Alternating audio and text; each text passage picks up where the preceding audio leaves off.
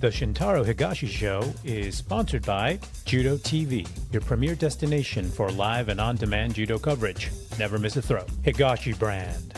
Train hard, live strong, wear Higashi brand. Hakuin AI. Hakuin AI helps you measure, predict, and solve customer churn. Visit Hakuin AI and start your free churn audit today. I'm going to talk a little bit about mindful training today. Going into the dojo, doing a bunch of rounds, not remembering anything. A few days go by, you go back to the dojo, and then you're just kind of getting in a workout. And that's okay. You know, if that's your goal, you just want to burn calories and you want to get a workout in, see your friends, that's fine. But if you're trying to improve and you're getting frustrated and you're not getting that much better, and you're kind of doing the same shit over and over again, this is kind of the idea for you. When you go to the dojo, you have to be mindful. You can't just go through the motions doing Uchikomi. You have to actively be introspectively thinking like, am I doing this right? Giving myself feedback, and hopefully you're not working with a guy that's just constantly giving you, oh, you're doing this wrong, you're doing that wrong, you do this wrong, you're that wrong, because it kind of ruins your train of thought. It kind of hurts your ability to critically think through problems yourself. So if you're one of these guys who are just giving unsolicited advice all the time, do us all a favor, stop giving unsolicited advice. And I used to give unsolicited advice all the time. With everything. Don't do this, don't do that. You're crisscrossing your legs wrong and this and that and blah, blah, blah, blah, blah. There's no way all these people can process it all at the same time. Maybe you give them one or two things, but majority of the time, the number one advice should be slow it down so you could correct yourself. Does that look correct? Does that feel correct? If there's a mirror, look at yourself in the mirror and then fix your own form. That should be the key, right? So slowing it down and being very mindful of your training, I think, goes a very, very long way. I think it's one of the most important things. And if you're mindful about your training, let's just say, timer goes off, pick a partner for Randori. I am actively picking someone because of X, Y, and Z. There's a reason behind it. For instance, I'm having trouble with lefties. Okay, so today I'm only going with lefties. So if you think back right now to your last training, and if I ask you, how many lefties did you go with? Can you remember? Probably not. Most people can't remember. Most people are completely lost when that happens. Did you go with tall people, short people? How did you pick your round? And majority of the time, it's like, oh, I usually go with this guy first. I usually go with that guy first. He's pretty safe. And then he goes pretty crazy, so I go with him last. Okay, so how are you getting better then, right? Are you actively designing your training program for you specifically? And that's where this mindful thing comes in. Now, I'm planning my rounds. Today, I'm going to go with lefties. This is my day. This week, I want to go all lefties. It's like my theme of the week is to get good at going against lefties. Maybe you avoid lefties, period. That's not good, right? So even during the Uchikomi period, you're going against the lefty. Hey, you stand lefty, even they didn't even have to be a lefty, but say, can you stand lefty for me? Outside position, I have inside position. And then you're doing uchikomis off of that. Combination, same thing. Grip fighting stop, you're going with lefties and you're trying to tip this topside hand or go inside, or how to put the first hand on, feeding them to the inside so now you can practice the outside, fishing for this sleeve hand. These things that you could actively drill only against lefties, and there's specific skills even with going against lefties, or Kenkatsu Judo, which is opposite side of Judo, right? That's kind of the method that you want to do. That way, you have a theme, you're sticking to it, and you have exposure to that one stimuli over and over and over throughout the week. And after the week, you'll have a much better understanding of going against lefties. You'll be so much more comfortable.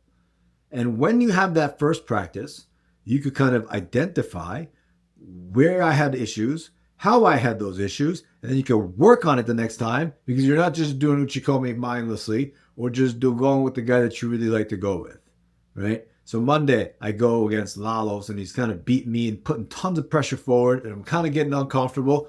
All right, how do I deal with that, right? That post hand's very strong, so I'm going to try to get rid of that post hand, however it is, using my chin, using my shoulder, taking the hand off, etc., etc. So I'm drilling this, and then I'm going with another lefty. There's this kid, Eric, in my dojo. He's lefty, so then you go with him. And then Eugene does something similar, right? So now you go on to Eugene.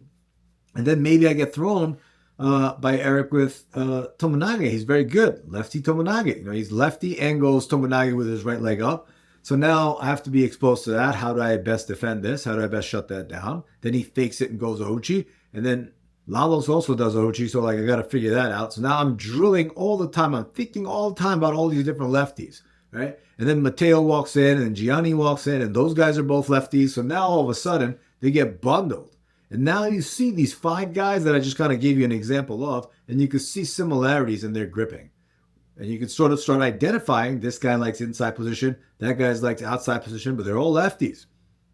And now all of a sudden, you go home on Monday night and you're thinking about it. And you're wildly aware of all the different patterns and start to make shape, and it's making this beautiful thing. And now all of a sudden on Wednesday, I'm going to try this thing. Whether it's right versus left, inside Tatoshi, bang, I can knock them down almost.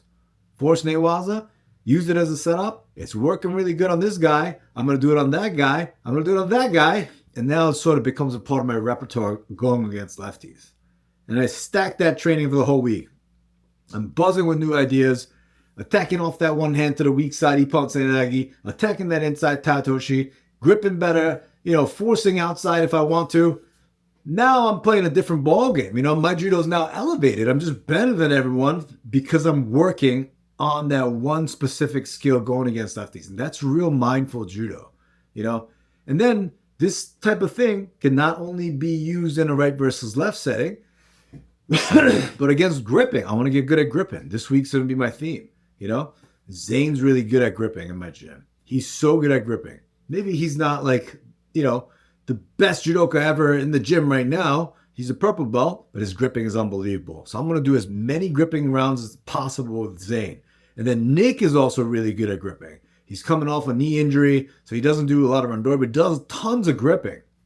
So I'm going to go Zane and Nick. And I'm going to alternate between these 2 guys until I can start out-gripping them consistently. And I'm mindful the whole time, all right, how often are they out-gripping me?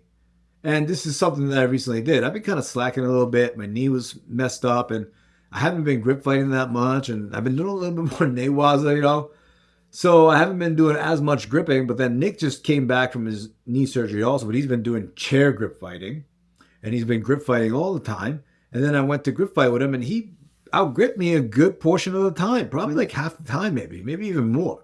Right? So now I'm like, yo, what is going on here?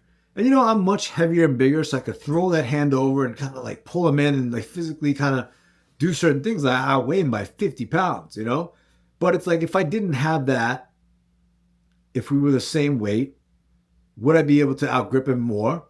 No. So purely from a gripping skill standpoint, when we're doing just the gripping, I'm a little rusty, yes. He's a lot sharper right now, yes. He's only focused on gripping. I'm not really doing training that much. There is a thing there that needs to be studied, right? And that I haven't really done it. I haven't thought about it until now. But that's kind of mindful judo that you need to do, mindful training, So now all of a sudden you have a week-long grip fighting theme where you're kind of compounding the information from training to training, and then you're designing your training in a certain way. It's not like just showing up, doing Randori, feeling good, going home. This is like active thinking. And when your mind is engaged like this, you're going to want to talk about it with somebody. And then you're going to figure it out little by little. Like, yo, Zane, what was that grip thing again? How'd you keep getting this sleeve? When I couldn't break that lapel hand off, like sometimes I'll go with Gunji. And I can't break that lapel hand off. And I'll be like, yo, why am I having such a hard time taking this hand off? And then he'll give you a little bit of advice, right? He'll give you like, you know what? I go from here and I rotate my hand this way, upward, with my pinkies facing the ceiling. So now I'm wrapping the gi downward, so now I get stuck if you're trying to take it off in the traditional way. So these things, mindful judo, extremely helpful, gets you to the next level. If you're not going from training to training, fascinated, thinking about it, talking about it, you're not getting that much better, I hate to say, So definitely, guys, check out higashibrand.com and purchase this hoodie that I'm wearing. I spend a lot of money on inventory and it's not moving so well.